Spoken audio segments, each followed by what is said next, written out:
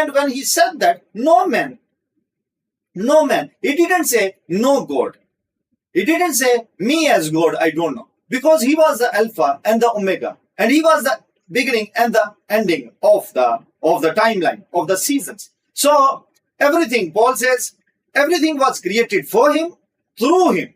So why wouldn't he not know about his coming back? Because if the events are taking place from the beginning to the ending within him, he must have knowledge of that.